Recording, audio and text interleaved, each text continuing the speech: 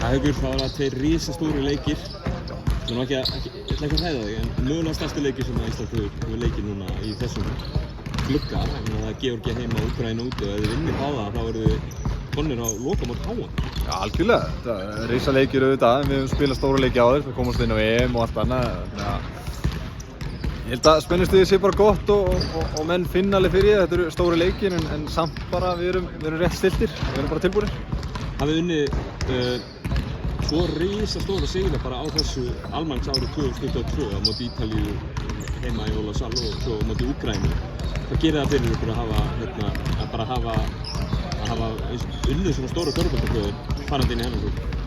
Þetta gefur mann alltaf sjálfstraust að við getum unnið þessar þjóðir og við erum núna búin að sýna svona meira og meira að við getum keppt við þar og getum stólið nokkrum sigrum hér og þar og sérstaklega þegar við erum með ánundunar í bakið á okkur og að hvetja okkur áfram en við vitum alveg það má ekki mikið geiga og við þurfum eiga hörku leiki en þetta bara gefur okkur helling sjálfstraust að vinna þessar þjóðir. Nú ert þú ekki yngsti maðurinn í þessu liði.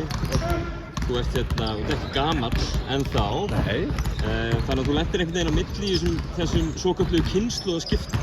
Þannig að þú sást kannski liðið sem var áður og sér liðið sem er núna. Hvernig finnst þér þetta svona ranka á móti liðum sem var áður? Finnst þér vel á þessu stráka? Þessa stráka núna? Já, frábærir. Við erum búin að vinna eins og þú segir þessar stóru þjóðir með þennan hóp og jú, ég lendi þarna á milli. Það er oft talað eins og ég sé 36 ára en ég held að það sé líka minn að tala sko.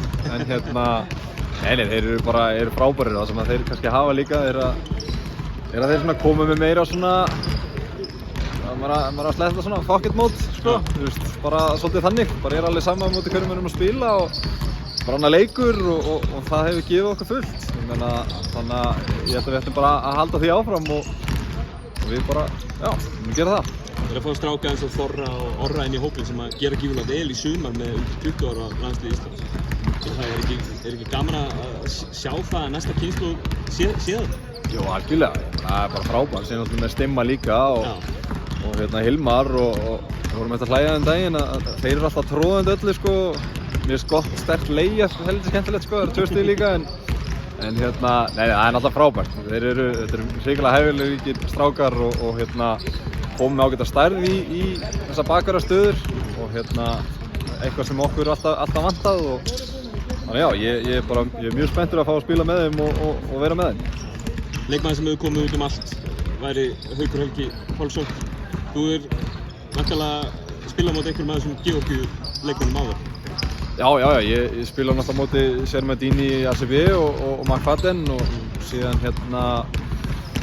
ég æfði með Svengelia í smástund þegar ég fór til Baskonia þarna og ég meina þetta eru náttúrulega bara allt hrikalegir spilarar og Svengelia er náttúrulega bara búin að vera eitt besti fjarkinn í Evrópu í síðustu ár. Þannig að þetta eru alvöru leikmenn sem við erum að fara að keppa á móti og það er bara verið þetta verkefni og það er alltaf skemmtilegustu verkefni þegar maður fær að spila á móti einhverjum sem eru taldir vera bestir. Það gefur manni svolítið svona, gefur manni meira, maður að segja. Ætlaðu að vinna báða leikina? Ætlum við að vinna? Já, þetta er starfstæður bara. Takk fyrir gangið.